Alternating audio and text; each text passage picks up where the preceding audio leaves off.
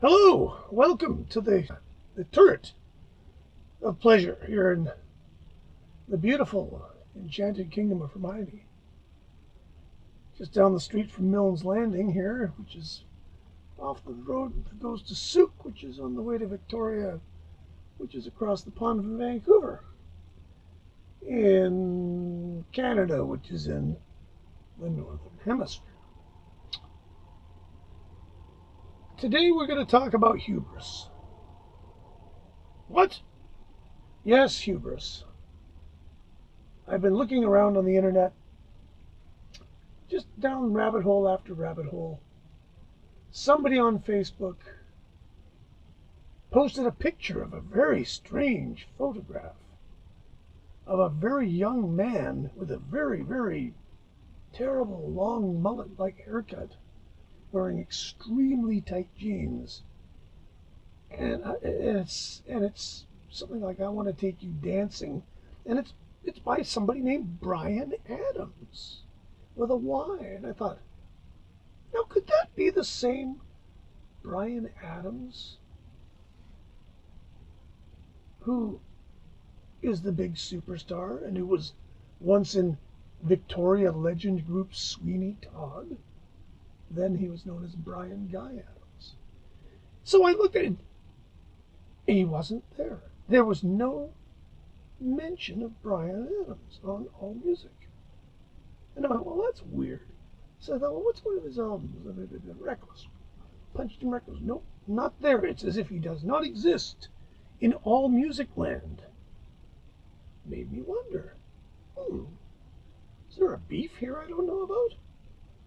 As it turns out, Bryan with a Y Adams is the only artist who has gone to AllMusic and forbidden them to include them in their record reviews, and in fact to mention him in way, shape, or form. And I thought, that's a little thin-skinned. And I guess that's his right. He looks very petty for doing it. But then, this is the same guy who complained about not being considered CanCon, because the only point CanCon of the song at the time was him. It wasn't written by Canadians. It wasn't produced by Canadians.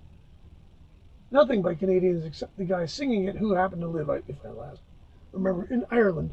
At any rate, Bryan Adams. I was disappointed. I thought, Bryan, you should be in there. So what if they don't like you? Bad reviews are a badge of honor, I say. So anyways, I thought that was sort of a little bit much. A little bit of a star thing going on here. And the other thing that I thought about, again, hubris. A friend of mine, a dear friend, I'm not going to say who, finally divested himself of his entire CD collection, many of which were mixed up and in bins, and they were just one of these CD collections that the CDs never got put in the cases properly, so there was considerable rummaging and sorting. And one of the things he had, which fascinated me, and it continues to fascinate me, was he had a whole bunch of these. And now look at, what are these, you say? These are Pearl Jam live albums. Boise, Idaho, November 3rd, 2000. Where's the Spodek? Is this in Poland? This is a double.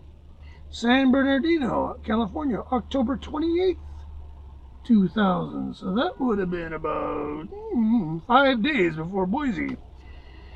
October 30th, 2000.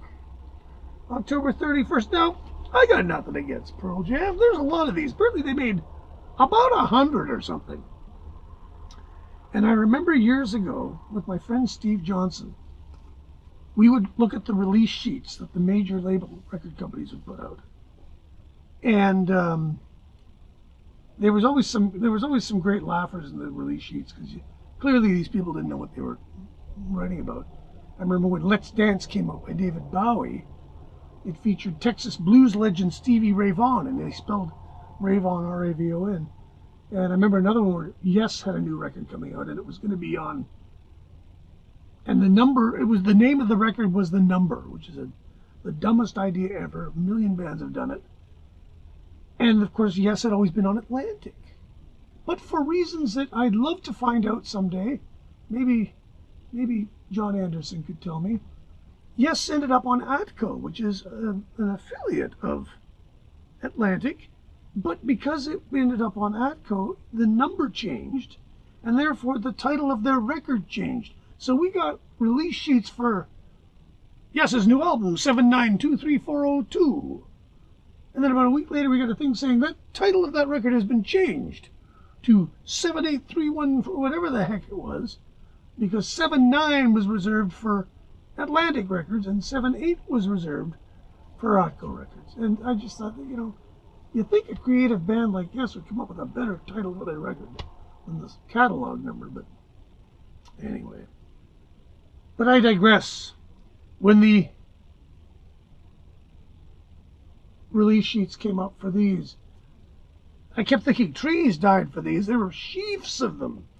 And if I remember correctly, these things broke a Billboard record for most entries into the top 200 simultaneously with some ridiculous number like 12. And, and the great thing is that this must have cost. Now, and of course, the motivation for this, if I remember correctly, if I'm wrong, you know what the comment section's for.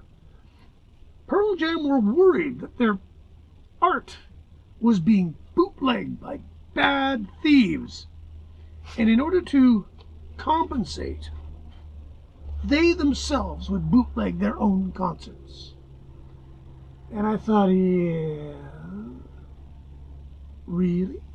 Now, I don't know how many of these sold. Again, if somebody can enlighten me. But I can't believe that this didn't cost Pearl Jam absolutely boatloads of money to do. And, of course, if you're a record person like me and you like a lot of different types of music, you think about this and that it's on CBS, Sony, and you think, why couldn't they have done this with Miles Davis? Why couldn't they have done this with Thelonious Monk? Why couldn't they have done this? I don't know. But it had to be Pearl Jam. And a thing that I did that I might share with the world someday is I went through every one of these and took out the version of Even Flow. And I overdubbed them all on top of each other with the opening drum riff. And of course it became apparent that I had so many of them, I was going to have to start bouncing tracks, which turned it into work, and I never got it finished. Maybe someday I'll do it and show you what, I think I have like 30 versions of it or something. But that's for another day. Anyways, thanks for watching. Representing the Bhutan Devils. Russia? No, what is this? It is Russia. Who knew? Subscribe, and we'll figure out how you can donate money. We don't know how to do it yet.